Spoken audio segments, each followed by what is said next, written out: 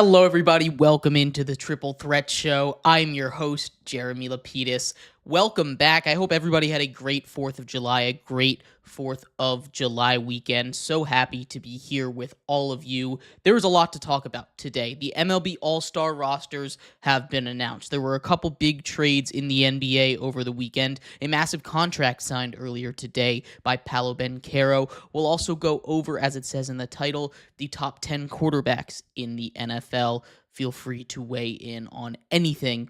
But we're going to start off in the world of baseball. The biggest story this weekend has to do with the MLB All-Star teams. The MLB All-Star teams were announced yesterday. We had the starters come out earlier last week, towards the end of the week, but we're waiting for the entire roster, and that came out just about 24 hours ago. We'll run through these rosters real quick. We'll start off in the NL. The NL is started with a couple of Dodgers. Catcher Will Smith is going to be the starter there, along with first baseman Freddie Freeman. Now, Freddie Freeman is one of a pretty large handful of Dodgers to make the team, along with Will Smith, Shohei Ohtani, Clayton Kershaw, Yoshinobu Yamamoto, along with just a few other names. The Dodgers, of course, always are going to have a lot of players when you're one of the best teams in the league, but Freddie Freeman as a starter is one of those that doesn't make a lot of sense to me. As good as Freddie Freeman has been, and he's been good all season long, no reason he doesn't deserve to be in the All-Star game. It also feels like it should have been a guy in Pete Alonso, who was a reserve for this All-Star team, did make it from the Mets, but it feels like Pete Alonso should have been the starter. And we'll go into a little bit of snubs later on, but to get through the rest of the starters here, the second base starter is going to be Ketel Marte of the Diamondbacks, Manny Machado at third base from the Padres, Francisco Lindor of the Mets, another one that I'm not so sure should have started. There's a couple guys I would have put ahead of him, guys like Elly De La Cruz, guys like Fernando Tatis Jr., both of those guys who did, again, make the All-Star team as reserves. But Fernando Tatis Jr. in specific is having an MVP caliber season, is one of, if not the best hitter in the National League right now, behind Shohei Ohtani potentially only. Francisco Lindor has been amazing. His defense is amazing, but it's not usually defense that gets you these awards, especially when the fans vote on it. So as good as Francisco Lindor has been, I don't know if he deserved to start. Pete Crow Armstrong gets his first All-Star nod as well of the Cubs. His teammate Kyle Tucker had 2/3 of that outfield. The final outfield spot goes to Ronald Acuna Jr. And this one I understand. The Braves are hosting this year's All-Star game. But the fact that James Wood was not even on the starters finalist list is insane to me. James Wood is having an MVP caliber season. James Wood is putting up numbers that I can't believe aren't a bigger story than they are. I know the Nationals are bad, and there's no reason, just because a team is bad, it doesn't mean a season like James Wood is having, top 10 in WAR overall, should not be snubbed from being a starter. Now, again, a lot like the other ones that I brought up, these guys are all in the reserves, but they're guys that I think should be starters. And it brings up a broader conversation, I think, with the MLB of should the fan vote go away? Like, the fan vote's important, no doubt about it. It's good that the fan vote is part of it. It makes the fans involved. They feel like they have a decision. But every year with the fan vote, we see guys get in that A, don't deserve it, or B, should not be starting. And I know they fixed it a little bit. It used to be fully fan vote, and they phased that out when there were some there were some All-Stars that definitely did not deserve to be in the All-Star game. And they fixed that by adding the reserves, picked by the MLB and the players. But one thing that I think they should do is look at a model like the WNBA, where the fan vote matters, where you just take it by 50% or 40% from the fans, 50% from the players, 10% from the league office and stuff like that, right? Where you get a nice mix, where the fan vote certainly matters, but it's not the end-all, be-all, especially for starters. And the weird thing with the MLB is that, unlike they do these in the middle of the season, and I know that's something that is good for the players. They get a week off. It's a very, very long season in baseball, so there's no reason for them to expect to, go a whole season without some kind of break. but it just feels like a lot of times these all-stars just don't feel right. You look at the end of the season and it's only half a season, which is fine. It happens in a lot of other sports. But there's a couple problems with the all-star game that we'll get into as the time gets closer to it. Shohei Ohtani, the final starter, the DH from the Dodgers, the third starting Dodger on the NL team. Now, we went into the reserves a little bit for the NL. Hunter Goodman is the representative from the Colorado Rockies. In the MLB, every single team needs a representative. Hunter Goodman deserved to be an all-star, regardless of if he had to be a Rocky or not. Catcher for the Rockies absolutely deserved to be in there. He is an excellent player. He's had an excellent season, and I'm curious if the Rockies are going to hold on to him at the trade deadline, because he's a guy that I think could fetch a little bit, but I don't know if they want to build around him. We talked about Pete Alonso. We talked about Ellie De La Cruz both being reserves. Billy Donovan from the Cardinals gets his nod from a team that's doing surprisingly really well right now. The Braves get Matt Olson in there, a second Brave to show up in Atlanta. Eugenio Suarez, just a guy that hits dinger after dinger after dinger, as well as his teammate Corbin Carroll, are representatives from the Diamondbacks in the reserve. Fernando Tatis we went over. James Wood we went over as well. The final reserve that isn't a pitcher is Kyle Schwarber of the Philadelphia Phillies for the NL. Now we get to the pitcher side of things, and the real story with the NL pitchers, and there's two big ones. We'll start off with the one that is a little head-scratching, right? You have Clayton Kershaw. Clayton Kershaw is a legend. He's going to be a first ballot Hall of Famer. He is a top 3 lefty in the history of MLB. Arguably the best left-handed starting pitcher in the history of baseball. Clayton Kershaw is. He just hit 3,000 strikeouts on his career, and Rob Manfred has designated him as a legend pick. Now, if you remember a couple of years ago, they did a very similar thing where they designated a couple legend picks for Miggy and Albert Pujols in the final year of their career. Now, the difference between that one and the other two with Miggy and Albert Pujols is that you had one in each conference in the AL and the NL, but also you had it confirmed before the season that it was going to be the last season for both of them. And Clayton Kershaw is not by any means confirmed to retire at the end of the season. Now, will I believe that he'll retire at the end of the season because of something like this? I think it definitely increases the chances that Clayton Kershaw retires at the end of the season. This is the kind of move that you don't just do for a guy like Max Scherzer. As legendary as Max Scherzer is, as legendary as Justin Verlander is, these guys didn't get legend picks this season because they're not done, as far as I can tell. And for Clayton Kershaw to get the nod, I'm sure that the league office knows something. Otherwise, it's just kind of bad. There's plenty of pitchers that deserve an all-star spot. There's only so many all-stars that go around each and every season. And to take that away from a young guy in the NL, to take that away from from Robert Sanchez over in Philly, to take that away from a couple of other pitchers that could find a way in there out of the NL,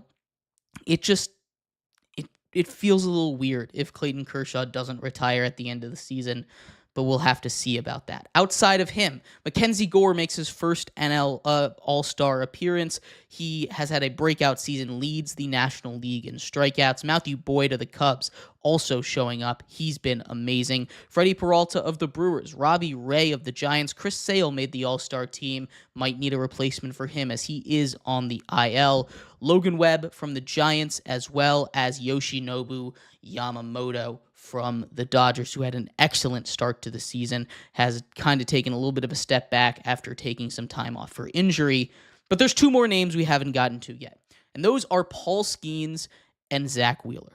The two pitchers from the Pennsylvania teams, the Pirates and the Phillies, and the leaders in the clubhouse for the NL Cy Young Award. These two guys are going to be the starter, one of these two. Now, there's a lot of momentum for Paul Skeens, as Paul Skeens is flat out one of, if not the best pitcher in baseball right now. But Zach Wheeler is not behind him. You see these crazy Paul Skeens stats where he goes He's had 12 starts this season where he's allowed one run or fewer. He's only won 4 of them, right? 17 no decisions for Paul Skeens. Zach Wheeler, on the other hand, has been doing basically the exact same thing. He has been the best pitcher in baseball over the last month, at least in the NL. You can talk about Tariq Skubal. Maybe he's been a little bit better, but Zach Wheeler, for a lot of people's money, has caught up at least, and for even more people's money, has passed Paul Skeens for the leader in the clubhouse as far as NL Cy Young Award voting goes. It's going to be really interesting to see who the manager of the NL team decides to pick as the starter. Now, it's not going to mean too much at the end of the day, right? Paul Skeens and Zach Wheeler are both going to get their opportunity to pitch, but it does say something as far as where the mindset is of a lot of people for this Cy Young Award. And we're about halfway through the season, a little bit more than halfway through the season. That's one of the big debates about this All-Star game. I think it's going to be Paul Skeens. I do. Zach Wheeler has a lot riding on this next start to try and get it. I think Zach Wheeler is probably in front for the Cy Young Award. He's been so close so many times. I feel like this is his year if he keeps it up. But Paul Skeens just as equally right there. So it's going to be a real tight decision. I don't know who you guys have as the starter for the NL team, but but you can't really go wrong with either at the end of the day. The relief pitchers include Jason Adam of the Padres, Edwin Diaz of the Mets, and Randy Rodriguez of the Giants, who's been arguably the best reliever in all of baseball this season. That's the NL team. There's still some snubs though, right?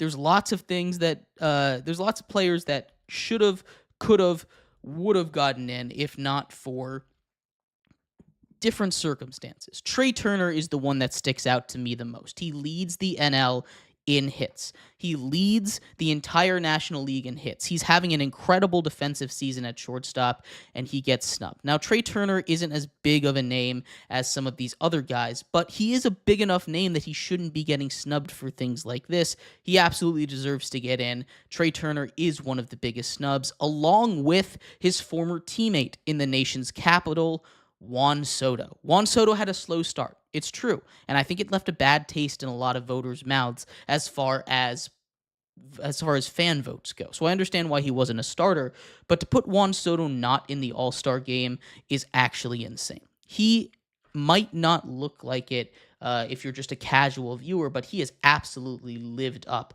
to that contract that they've given him. He's got on a power surge of late, and he is absolutely an all-star caliber player, along with one huge one, Seiya Suzuki of the Cubs. I know the Cubs have a lot of all-stars already. They've got 2 starters in the outfield. It's hard for you to sweep the entire outfield as far as starters go with Pete Crow Armstrong, Kyle Tucker, and Seiya Suzuki. But Seiya Suzuki, again, leads not just the NL, but the entire MLB in RBIs. And I know RBIs aren't necessarily a single-player stat, but when you're driving them in, you're driving them in. The Cubs just have those 2 position players for an offense that has been incredible all season long. They've got Matthew Boyd on the mound. They've got 3.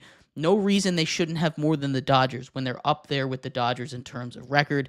Seiya Suzuki, also a snub. A little selfish one for me, although when you stack him up against the rest of the NL, I understand why he didn't get in. CJ Abrams, the young shortstop for the Washington Nationals, did not get in because there were just too many shortstops ahead of him. Trey Turner, we talked about. There were 3 shortstops that made the team, including Francisco Lindor, who's starting. You've got Fernando Tatis and Elly De La Cruz. That's 4 shortstops ahead of him.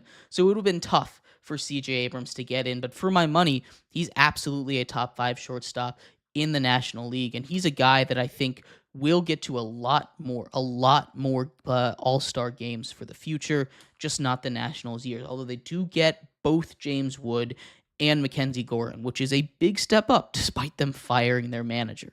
Those are the big snubs. You can also throw in a guy like Andy Pages for the Dodgers, who has a breakout season, especially with some pop over there.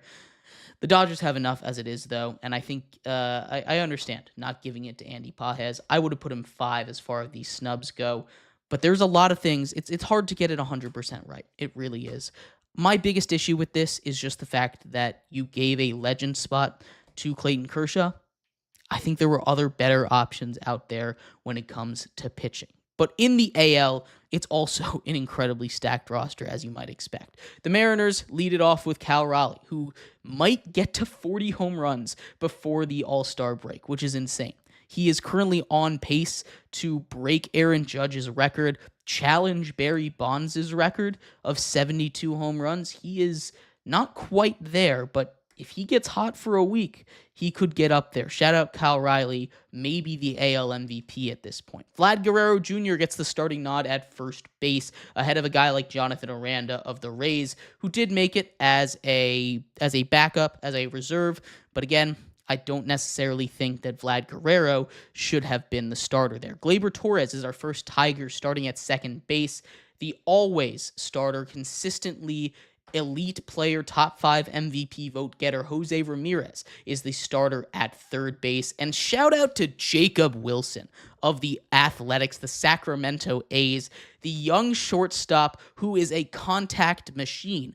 Doesn't strike out, doesn't walk, just puts the ball in play and gets on base. Jacob Wilson gets the nod over guys like Bobby Witt Jr. The starting shortstop is Jacob Wilson of the Athletics. That's an incredible feat. Shout out to Jacob Wilson for real. That is incredible what he's done. Of course, Aaron Judge gets the nod in the outfield, leader in the clubhouse for the MVP, although like I said when we talked about Kyle Riley, it's kind of close between him and the big dumper. Riley Green, our second Tiger on the list here, and Javi Baez the third. 2 Tigers in the outfield. Shout out Javi Baez. He converted to center field, and not only has he fixed his bat, but he's played really good defense out there. A starting outfielder, Javi Baez.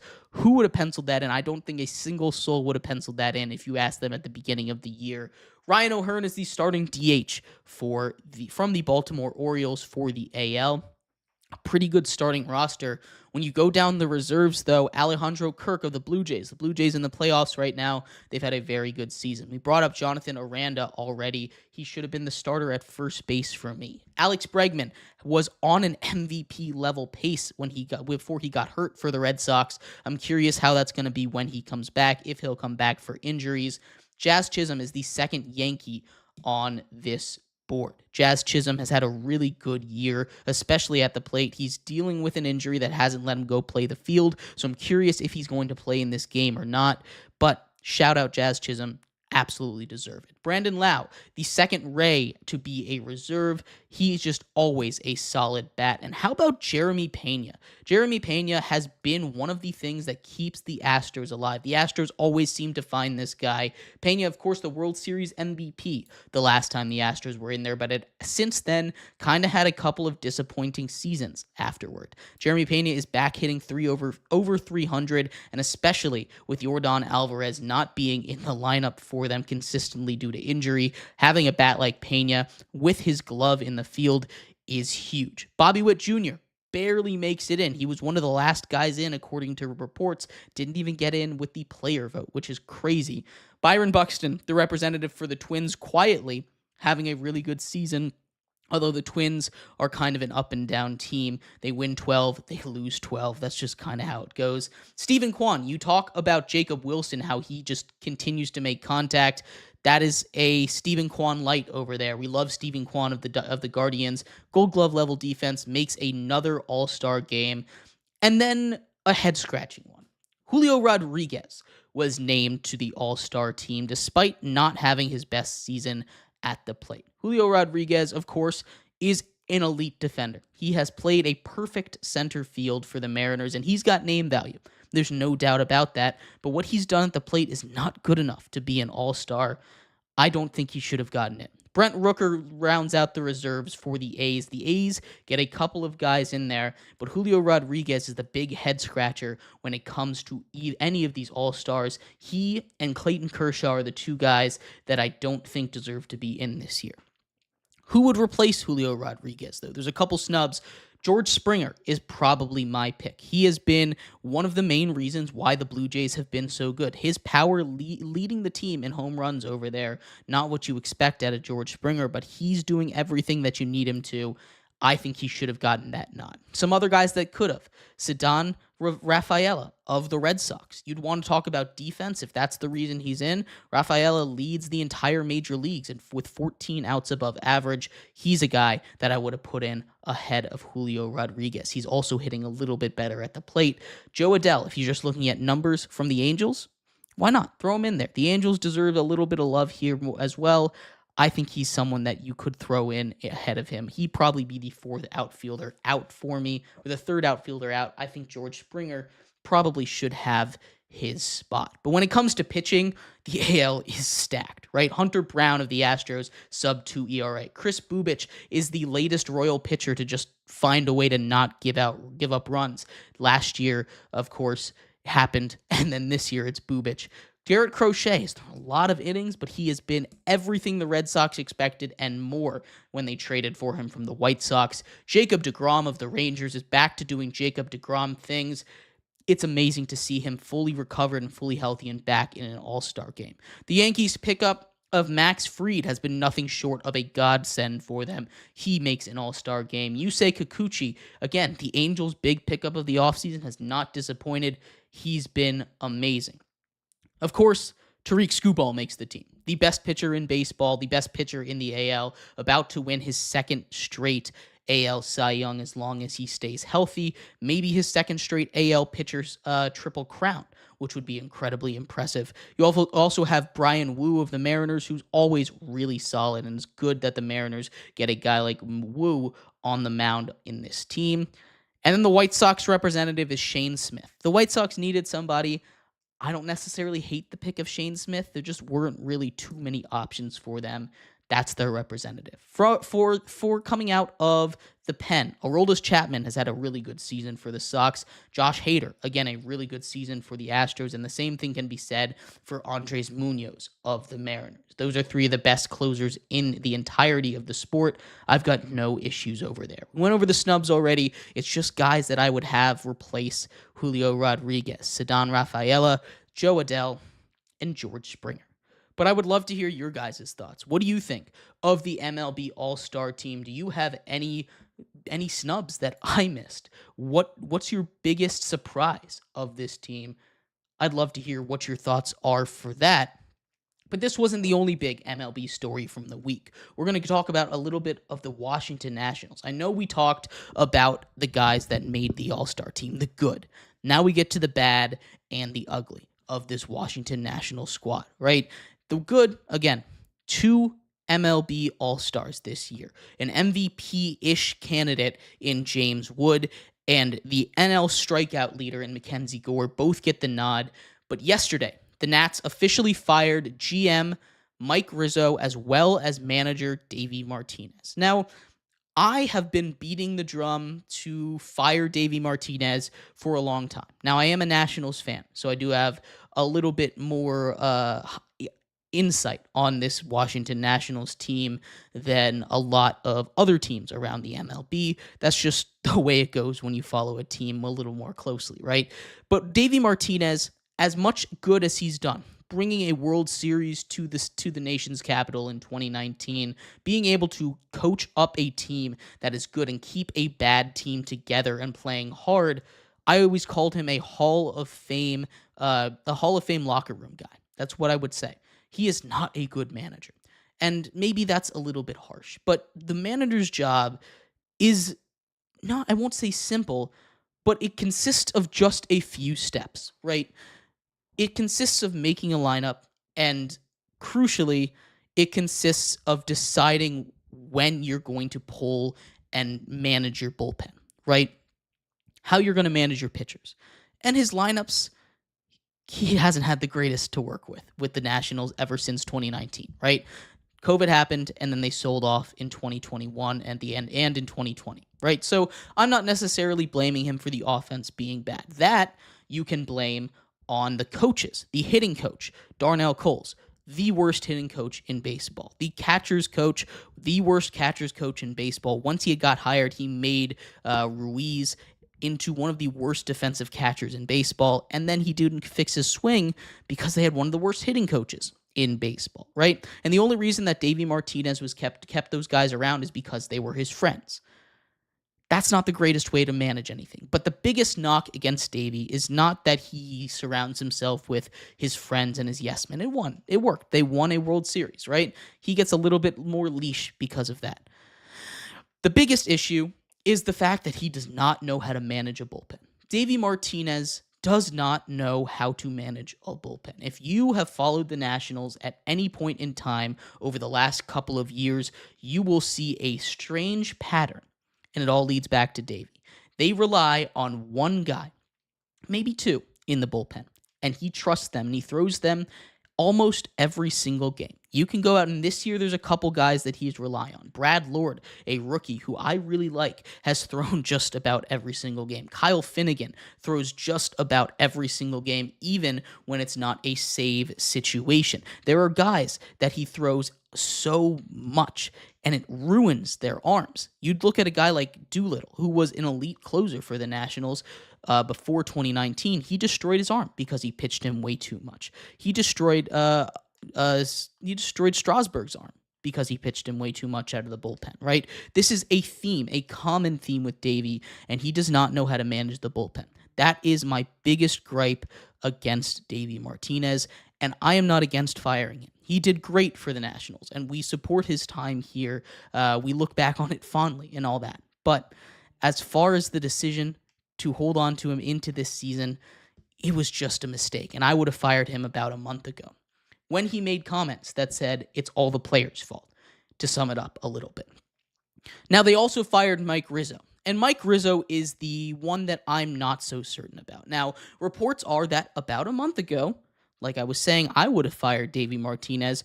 Management, or ownership, I should say, gave Rizzo the option to fire Davey Martinez, but he did nothing. He did nothing. He decided not to fire Davey. But after a horrid June, last month was awful. The Nationals went 7-19. That is 3 games worse than the White Sox and the Rockies, and the worst record in June for all of Major League Baseball. Ownership stepped in yesterday and got rid of both of them after a sweep of the Red Sox where the offense just was not showing up. They had a 9-game stretch where they won 1 game against the Marlins, the White Sox, and the Rockies. That's it. 1 game in 3 series against the Marlins, the White Sox, and the Rockies, the 3 worst teams in baseball. That is unacceptable in June, and that is what leads to managers getting fired. Now, Mike Rizzo, I still think, was a really good GM. He, of course, the big talking point this season, the Juan Soto trade that he so masterfully was able to get done. C.J. Abrams, Mackenzie Gore, James Wood, the big return for Juan Soto. All of them should have been All-Stars. 2 of them were All-Stars this season. He absolutely deserves props for that. He is an excellent trader. He knows what he needs to do. Now, assistant GM Mike DiBartolo is going to step in, and he has to manage a couple of really important things. First of all, the Nationals have the number 1 overall pick in this year's MLB draft, a draft that is coming up in just about a week. Now, there's just a couple of options. They can go get Anderson, the pitcher, out of LSU, or they can get Ethan Holiday, younger brother of Jackson Holiday, and the best hitter out of high school in this draft. They're most likely going to pick whoever's cheaper out of those 2, but still, you can't mess up the number 1 pick when you have it. You're not going to be able to get it for at least 2 more seasons, and I don't think the Nationals are going to be bad enough to get the number 1 pick for quite a while again. This is a huge, huge session for them. On top of that, the trade deadline is approaching, and one of the things that a bad team needs to do is get good assets back in trades. They need to know who to move off of, who to hold on to, and how much they need to get for these guys, right? You look at a couple of trades that the Nationals made last offseason, moving off of a guy like Lane Thomas, who helped the Guardians, but they were able to get a lot back for him. I'm a big fan of what Mike Rizzo did at the trade deadline last season. There's a couple more questions. Are they going to move off of some of those expiring contracts? Are they going to move off of Kyle Finnegan, who's been one of the better closers in baseball this season? There's a lot to think about as a Washington National, as a new GM, and it's all thrown on your plate right now. It's not the great time, but you had to do it before the draft if you're going to do it at all. And the way that things were going, it was just a wasted season either way. I don't hate the move at all. I think it was valid. I think it was fine. I think it was something that I would have held on to Rizzo at least, but moving off of Davey, I think was a good move. We'll have to see. I think both of these guys will be able to find a new spot. They're both well-liked in baseball circles, and I think they'll both be able to find things. Mike Rizzo has been kind of connected to the White Sox GM spot for a while, and now that he's officially out of the Nationals books, maybe the White Sox decide to get a guy that's been known for being very good at making trades and has rebuilt the Washington Nationals not once, but twice now, if you include this second core that's currently on its way up. But I would love to hear your thoughts on anything that took place over the weekend for baseball. What do you think of the Nationals firing Davey Martinez and Mike Rizzo? What do you think of the All-Star selection? Any snubs? Who would you have put in there if you were in charge of baseball? I'd love to hear your thought. We're going to take a quick break. When we come back, NFL is just around the corner, but we're going to do a list. It's list season, everybody. We're taking a look at the top 10 quarterbacks here. Make sure you stick around for that here on the Triple Threat Show.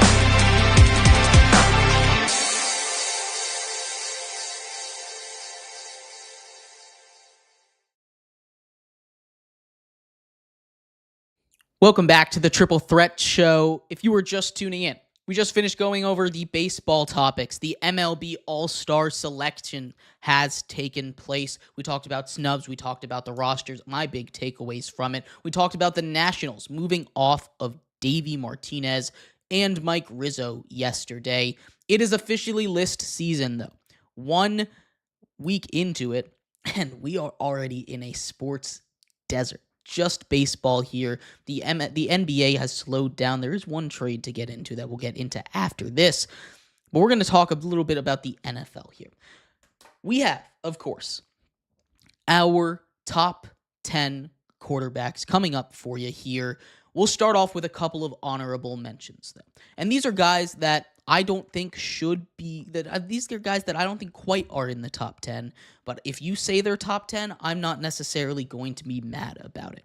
We're going to start off with Kyler Murray. I know he's fallen down a lot of boards, and he's fallen down the board for me a lot, but I still believe he's a guy that has the upside to potentially be a top 10-ish guy. Him and Trevor Lawrence could have huge seasons that propel them up, but those two guys are the bottom of honorable mentions and just barely holding on to the top 10 club. Dak Prescott also hovering right around that top 10 range. He's a guy that I think could have an MVP caliber season, but he could also have an awful season. We've seen the dichotomy with Dak Prescott. He just isn't consistent enough to be a top 10 quarterback for me. And the final guy that is borderline top 10, my final honorable mention here, it's going to be Baker Mayfield. Baker Mayfield is excellent, no doubt about that. But what Baker Mayfield has been able to do when he is healthy, deservedly a number 1 overall pick. And he has turned that team around in Tampa Bay, been an excellent replacement or next man up from Tom Brady. They're going to be very good for a long time, but he's just barely outside of my top 10. Getting in to the top 10 here. Number 10 for me, it's going to be Geno Smith. And I know that might seem a little sacrilegious here for you guys, but Geno Smith is a top 10 quarterback. The main reason I have him in my top 10 ahead of guys like a Baker Mayfield, who really is the only guy that I might put ahead of him as far as the honorable mentions go, is because of how he handles pressure. He is the best in the NFL. The best in the NFL at dealing with pressure. And we're going to see how bad that Seattle offensive line was when we see Sam Darnold behind it. I think despite having a bad offensive line still in Vegas, we've seen what he's done with the Seattle team, and I think he can make that team very good. He is the 10th best quarterback in the NFL, mainly because of how he handles pressure. The best in the league at dealing with that, not making mistakes, and crucially, unlike a lot of the guys behind him, your Dak Prescotts, your Kyler Murrays, your Trevor Lawrence, and even Baker Mayfield, he doesn't lose you games ever. Never does Geno Smith lose you games. And that is a huge, huge piece of the puzzle, despite being not in a great situation for the majority of his career. At number 9, I've got the young buck CJ Stroud. I know he had a bit of a sophomore slump, but the reason of that was not on CJ Stroud. No, it was not. The reason that CJ Stroud had that sophomore slump is because he had the worst offensive line in all of football. If you watch any tape, he is getting demolished back there. He was sacked more than Caleb Williams was, which is crazy because Caleb Williams was sacked way too many times in his rookie season. He was chasing the record over there. This is not normal. CJ Stroud is an elite quarterback at this level. We saw it having one of the best rookie seasons a quarterback has ever had in the history. He is the 9th best quarterback in the league. I will die on that hill that he is top 10. Getting into number 8 here, this is where we enter another tier. When I talk about quarterbacks, I think there's certain tiers. I think there's a clear 1 through 4 tier, a clear Mount Rushmore of current quarterbacks in the NFL. And honestly, you can rank them however you want mostly. There's then a next tier, a 5 through 8 tier, I would say, with the next couple quarterbacks. And then there's a 9 to 12, and then you get to the next tier, right? So we've been through the 9 to 12. Dak, Geno, Baker, CJ Stroud, right? That's the 9 to 12 tier. Now we take a tier up, a tier that isn't elite. That's the top 4 tier, but a tier that is as close to elite that you can possibly get. And starting off that tier, it's Matthew Stafford. Matthew Stafford, despite being the oldest guy on this list, Matthew Stafford, despite dealing with injuries that are insane and playing through basically all of them, has consistently been one of the best quarterbacks in the NFL. He has consistently been the guy that you turn to. You talk about some of the best wide receiver seasons of all time. You talk about Cooper Kupp in 2021 with Matthew Stafford, Triple Crown winner, Offensive Player of the Year winner. You talk about Calvin Johnson, the Megatron years with Matthew Stafford, setting the record for most yards in one season, right? That is all math. It's not all Matthew Stafford. You need to have a great wide receiver, but it's from Matthew Stafford. It's not a coincidence. He did this with the Lions, and now he's doing it with the Rams. He is a top 10 quarterback in this league. He is at number 8. Now, number 7 for me, I think is going to be a little controversial. I don't know if this is too harsh, and I think it's just facts. I think people are way too high on my number 7 quarterback, and that guy is Jalen Hurts. Jalen Hurts is someone that undoubtedly is a great quarterback, but he was not the engine that made that Eagles team run. I've seen people put him as high as number 5. I've seen people put him as low as like number 13, which both of those I think are a little crazy. I'm not against putting him at 5. If you put him at 5, I'm not going to be mad at you. But he's not quite a top 5 quarterback for me. What Jalen Hurts is able to do with his very unique skill set, especially with his ability, is his lower body strength, his ability to move through contact, his ability to break tackles, and his arm strength and all that stuff is amazing. But he's just not consistent enough as a passer for me to be in the top 5. Same thing can kind of said for Jaden Daniels. And Jaden Daniels is number 6. And maybe that's an overreaction on my side, but I think Jaden Daniels just had the best rookie quarterback season in the history of the NFL. He led a Washington franchise to a spot they had not been since the 1990s. Nearly 30 years. He brought football back immediately, and he did it without having too many great weapons, right? He did it with guys like Olamide Zaccheaus. He did it with guys like Jamison Crowder. He did it with a running back room that had Brian Robinson as your lead back, right? That's not great. He did it all by himself. He had Terry, sure, and Terry is amazing, no doubt about that, but he's not enough on his own.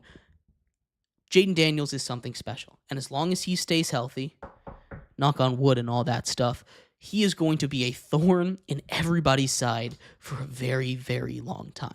Now we get to the top 5, though, and this, I think, is just the objectively correct top 5. I think. You can argue with me about the order for a couple of them, but I think objectively this is the best 5 quarterbacks in the NFL. At number 5, it's going to be Justin Herbert. Justin Herbert is the best is the 5th best quarterback here. Now, I know people might say, "Oh, but he's never won anything. Oh, he sucks in the playoffs. Oh, shut down with all that," right?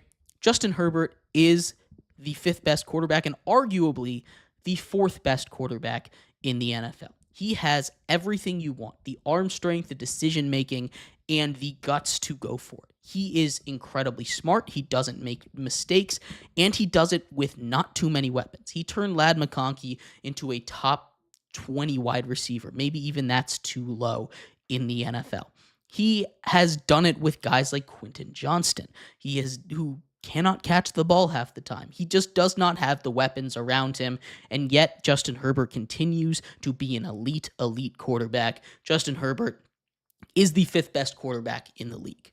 But now we get to the top 4. And this is, like I said, the Mount Rushmore of current quarterbacks in the NFL. Now, I think you might even be able to put Justin Herbert on here. He's real close to it. But at number 4, I've got Joe Burrow. The debate between Burrow and Herbert, not as far as a lot of people want it to be. Joe Burrow, still better, I believe, because Joe Burrow is just had a little bit more success. And I think Herbert has a better arm. I think Herbert is a better decision maker, but Joe Burrow has the talent and has proved that he can win in Cincinnati, which is not always the easiest thing to do. So I'm giving the nod to Joe Burrow here at number 4. Joe Burrow, a top 4 quarterback in the league. Now we get to last year's MVP. At number 3, it's Josh Allen. Josh Allen, similar to Jalen Hurts, except he's got that arm. That's the main difference between 3 and 6 right there. Josh Allen can run you over. He can be that physical runner, and he can be that dual threat quarterback. But more importantly, he also just won an MVP because of what he did with his arm. He is an elite quarterback in this league. He has continuously improved year over year over year, and Josh Allen is the 3rd best quarterback in the league. At number 2, even though Josh Allen won the MVP over this guy, Lamar Jackson, still a better quarterback than him. What Lamar Jackson does is something we have never seen before. And I understand, if it's something you've never seen before, why isn't he at number 1? Well, it's because there's a certain guy at number 1 that I don't think I should get any pushback for. Lamar Jackson is the 2nd best quarterback in the league. He is the best dual threat quarterback that we have ever seen, point blank, period. Lamar Jackson is one of one. He has won a couple of MVPs. He should have won one last year. Regardless of that, Lamar Jackson is only getting better as a passer. You look at him now, people always wanted to call him a running back coming up early out of Louisville, but what he's been able to do in the pocket is arguably even better than what he can do on the ground, which is a scary, scary thing to say. Lamar Jackson is the second best quarterback in the NFL. And of course, last but not least, surprise, surprise, Patrick Mahomes, the number one quarterback in the NFL this season. Patrick Mahomes is just special. He is already up there in the all-time conversation. I don't think he's quite there yet. He hasn't played quite long enough and sustained it. But if you extrapolate out what he's done this far in his career and you just say, oh, he's going to be half of what he was in the first half of his career, he's going to be a top 5 quarterback all time, and that's not up for debate.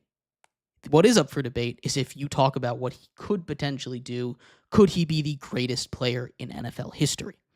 And that's a whole nother conversation that we'll get into another day. But those are my top 10 quarterbacks. Geno Smith, CJ Stroud, Matthew Stafford, Jalen Hurts, Jaden Daniels, Justin Herbert, Joe Burrow, Josh Allen, Lamar Jackson, and Patrick Mahomes.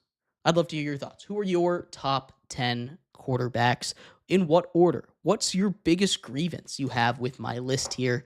Let me know in the comments. I'd love to hear your thoughts. We're going to take a quick break, then we're going to turn our attention over to the world of basketball. A massive trade took place earlier today, a 3-team trade involving Norman Powell heading to Miami. We'll talk about winners, losers of that coming up next here on the Triple Threat Show.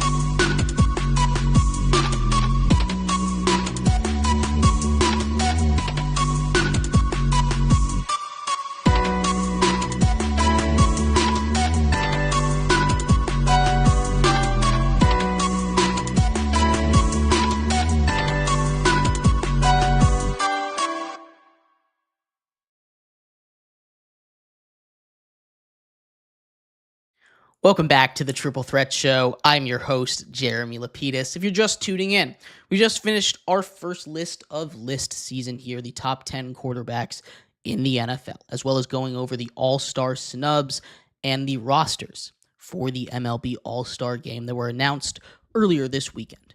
In this segment, we turn our attention to all the news going on in basketball.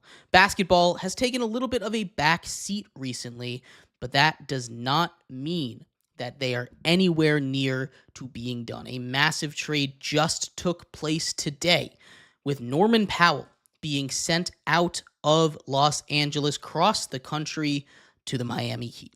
The Heat, in this trade, they get one Norman Powell. The Clippers get John Collins, a 3-team trade, and the Jazz receive Kevin Love, Kyle Anderson, and a 2027 second-round pick. Now let's talk about the ramifications of this trade, and we'll start off with the Miami Heat. The Miami Heat have been linked to a couple of different big pieces throughout the offseason, namely Kevin Durant. He's been one of those teams that have just been on the outside looking in, not quite ready to make a big move, but getting a guy like Norman Powell, coming off of his best season as a pro, he just finished averaging 21 points, 3 rebounds, 2 assists on nearly 50% shooting from the field. But when you look at his career overall, that doesn't quite line up, right? You look at what he's done, just on average throughout his career. He's been solid, no doubt about that, but nowhere near 20 points a game. He had 20 points a game. This was the first year. The last time he was even close to that was when he had 19 points a game when he was traded in the 21-22 season from Portland to the Clippers. He's had by far his best stretch with the Clippers, averaging 19, 17, 13, and 21. But he was never this kind of prolific scorer like he was last season. Now, he was 9th in All-Star voting last year, and he's a guy that as a pure scorer can absolutely get that done. So I like this for the Heat. The Heat now, for their roster, have a really good starting 5, right? You have Tyler Hero to pair with Norman Powell in that backcourt. Andrew Wiggins, Bam Adebayo, and Khalil Ware down in the front court over there. Off the bench, Davion Mitchell, who can catch fire. Haywood Highsmith also can catch fire. Nikola Jovic, Kasparis Yakachunas, and Jaime Jaquez Jr. All of these guys, a couple of young rookies down there, I think can make big leaps. I like those. I like this team. I like this team a lot. Now, this is a move that they made in anticipation of potentially competing in the East. I don't think this is a move that really gets them there. Now, it also doesn't stop them from making another big move, but I don't necessarily love it. They cleared a little bit of space, and Norman Powell is going to want to get paid. Reportedly, the Clippers traded him out of there because they didn't want to sign him long term because they were prepping for openings in 2027. Reportedly, he wants a 3-year, $100 million deal, similar to what Julius Randle got. And I think that's fair for a guy like Powell, who's been getting better every season with the Clippers, but I don't know if he's going to have that same kind of situation in Miami. I think he'll be good. I don't know if he's going to be worth that much money when it comes down to it for the Miami Heat. Now, for the Clippers, they go out and they get John Collins. John Collins is a guy that they've wanted. He gets better defense than Powell has. He's not going to be as good offensively, but what John Collins is going to be able to add is a very similar style player, just a little bit better defensively, which the Clippers could use a pretty solid rim defender down there. He also sets them up for being able to be open in 2027, which is going to be their kind of deadline. Both Kawhi Leonard and James Harden contracts are up in 2027, so that's going to be the shut up and make a decision year for the Clippers. For now, you're just playing. From a Jazz perspective, you get off of a contract of John Collins, $26 million that you didn't really want. He wasn't really a guy that fit your system. You free up playing time for a guy like Ace Bailey to come in, so John Collins isn't going to pick up that role. You also get Kevin Love, and you're most likely going to buy out Kevin Love. There's a lot of things you could do with him. You also have Kyle Anderson. Both of these guys, I expect at least Kevin Love not to be on the team anymore. But the Jazz just do this to get off of a bad contract, and we could still see them make more moves. They've been making small moves all offseason. Maybe they move a bigger piece. I don't think either of these teams really won or lost anything. I think it's a pretty fair trade for the Heat and the Clippers. The Jazz get off of a bad contract, I should say, which is good for them in their stage of competition. So I don't really hate this trade from either side. If I had to pick one team that won the most, at least got the best right now, it's probably going to be the Heat. I think Powell is the best player that was moved here, but I don't think John Collins is too far behind, and I think the Clippers are going to be okay with a small dip in scoring from Norman Powell to John Collins as the defense gets a little bit of a tick better. But I'd love to hear your thoughts on that trade. The other trade that took place, the Wizards made a big move. They traded for former top 20 pick in the draft, Cam Whitmore from the Rockets, for just 2 second-rounders. Now, he wasn't getting playing time on the Rockets, which is fine. That's just what kind of happens when you have a really deep team like the Rockets have. But the Wizards swing big, and if Cam Whitmore works, that he's going to get a lot of playing time over there. He's going to help that defense, a young core over for this Wizards team.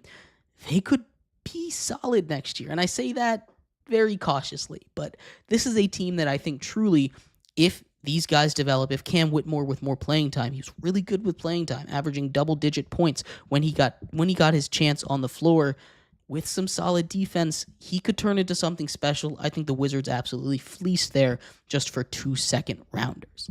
That wasn't the only big piece of news that came out of the NBA, though. We had a big contract. Paolo Banchero signs the rookie max extension, 5 years, $285 million for Paolo Banchero as the Magic look to lock up their core long-term. They did this a little bit last season, locking up some of their guys. Now you get a guy like Banchero, who's been your big offensive weapon for the last couple of seasons. He gets some help. Maybe the Magic can make a run. They're getting expensive. They've paid Desmond Bane. They've paid Wagner. They've now paid Banchero. But you have to make these decisions if you're going to win these games. You have to make these decisions. You have to pay your guys if you're going to compete for championships. So it's things that had to get done. We knew it was going to happen.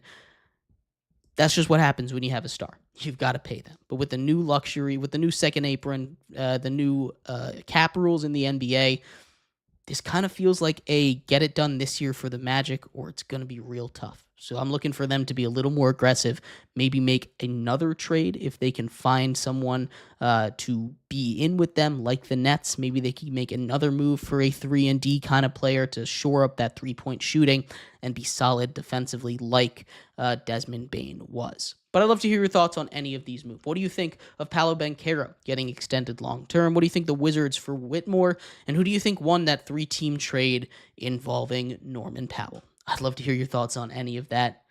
And you guys have a great rest of your day. We will be back on Wednesday talking all things sports. Lots of big baseball news coming out by then. Lots of college football stuff will continue to come out. Conference realignment happened. We'll talk about all that and more then. Y'all have a good one. Bye-bye.